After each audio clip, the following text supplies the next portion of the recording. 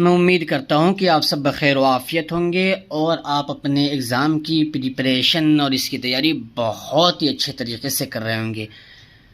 तो जब भी एग्ज़ाम करीब होता है तो स्टूडेंट्स की तरफ से ये मांग होती है, डिमांड होती है कि कोई ऐसा वजीफ़ा हमें मिल जाए, कोई ऐसा अमल मिल जाए कि जिसको अगर हम पढ़ लें तो हमारा एग्ज़ाम बहुत ही अच्छे तरीके से जाए।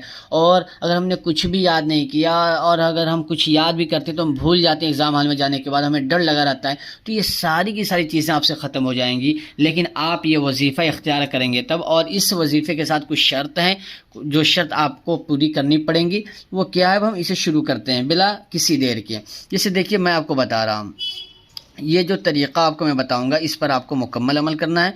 जैसे देखिए क्या है तरीक़ा, यह है कि इस दुआ पर आप यकीन रखना तभी दुआ का असर होगा। ऐसा नहीं कि आप इस दुआ को पढ़ रहे हैं और आप पर इसका यकीन ही नहीं, तो इसका असर आपको नहीं होगा, आपको फ़ायदा नहीं मिलेगा। इस दुआ पर आपको यकीन रखनी है। अब दूसरा शर्त क्या है वो देखिए। दूसरा शर्त यह है कि जो तरीक़ा बताया जाए वही तरीक़ा अपनाना है। जो इस दुआ का तरीक़ा आपको बताया जाएगा आगे चलकर, उस तरीक़े को ज़रूर अपनाइएगा तो आपका बहुत ही बढ़िया फ़ायदा होगा।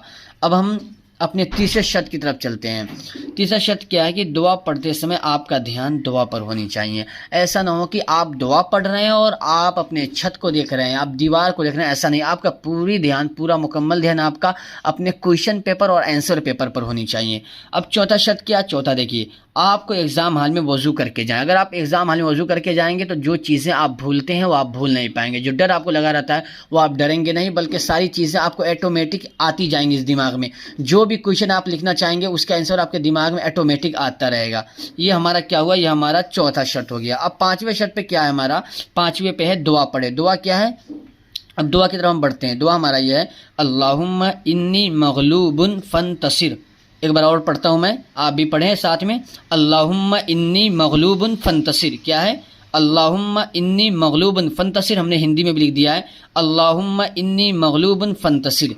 इसे 7 बार पढ़ना है, इसे 7 बार पढ़ें।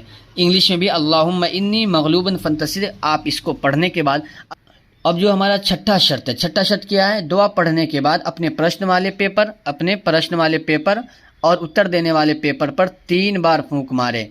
3 बार फूंक मारना है आपको, 7 बार पढ़ना है और 3 बार फूंक मारना है। जो आपका प्रश्न पेपर होगा उस पर भी और जो आपका आंसर पेपर होगा उस पर भी। ये इसलिए कि अगर आप फूंक मार देंगे तो आपका ये होगा कि उस दुआ का असर आपके पेपर के अंदर भी जाएगा। जो आपका आंसर पेपर है, जब भी एग्जामिनर उस कॉपी को चेक करेगा तो आपको बहुत बढ़िया नंबर देगा, खुश हो जाए। इसलिए आपको फूंक मारना है। और अपने क्वेश्चन पेपर पर इसलिए फूंक मारनी है कि आपको जिस क्वेश्चन का नहीं आता होगा तो ऑटोमेटिक आपके दिमाग में आना शुरू हो जाएगा।